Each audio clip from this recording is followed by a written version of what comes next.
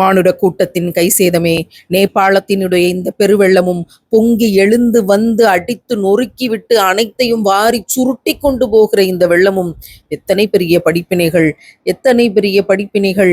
இதோ 2 பள்ளத்தாக்குகளுக்கு மத்தியில் இருக்கிற இந்த நீர் பிரவாகம் சர்வ சாதாரணமாய் ஊருக்குள் வந்து ஊர் அத்தனையும் என்னுடையது என்று சொல்வதை போன்ற அதிகார தோற்றத்தை பாருங்கள் என்று மானுட கூட்டம் புலம்புகிற போது, அதோ அந்த வெள்ள நீர் நம்மை பார்த்து கேட்கிறது, மானுட கூட்டமே, இது உன்னுடைய வாழ்விடமா, என்னுடைய வழித்தடமா என்று கேட்கிறதே.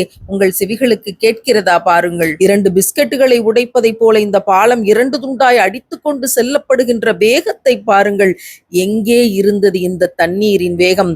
கோர தாண்டவம் ஆடி காட்டுகிற இந்த நீரினுடைய வேகம் இத்தனை நாள் எங்கே பதுக்கி வைக்கப்பட்டு இருந்தது?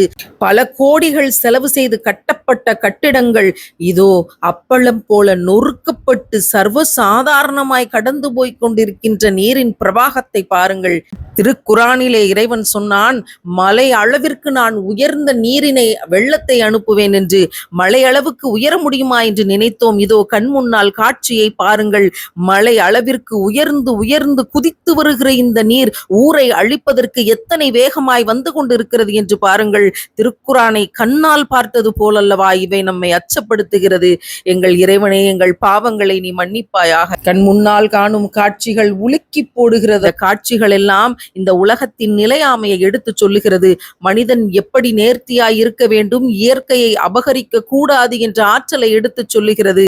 பாய்ந்து வருகிற இந்த நீர் உலகத்தில் எவனும் எந்த அயோக்கியனும் வெற்றி பெற முடியாது என்பதை எடுத்து சொல்லுகிறது. ஒட்டுமொத்த உலகத்திற்குமான படிப்பினைகள் தான். ஒவ்வொரு முறையும் வெள்ளம் வருகிற போதும், ஒவ்வொரு முறையும் நிலநடுக்கம் வருகிற போதும், ஒவ்வொரு முறையும் பேரழிவு நம்மை சூழ்ந்து கொள்ளுகிற போதும் உலகத்திற்கான படிப்பினை இல்லையா? மானுட கூட்டமாகிய நாம் இதை விளங்கி கொள்ள வேண்டாமா? சிந்தித்து பார்க்க வேண்டாமா? இதோ ஒரு ஊரை காணவில்லையே, இங்கே இருந்த கட்டிடங்களை காணவில்லையே, ஆயிரக்கணக்கான மனிதர்களை காணவில்லையே என்ற புலம்பல்கள். இந்த ஓலங்களுக்கு ஏதாவது நாம் பதில் வைத்திருக்கிறோமா?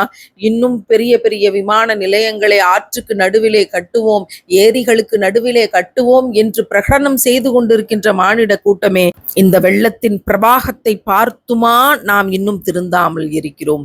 இந்த கொதித்தெழுதுகின்ற நீரினுடைய ஆக்ரோஷத்தை பார்த்துமா இன்னும் நாம் திருந்தாமல் இருக்கிறோம்?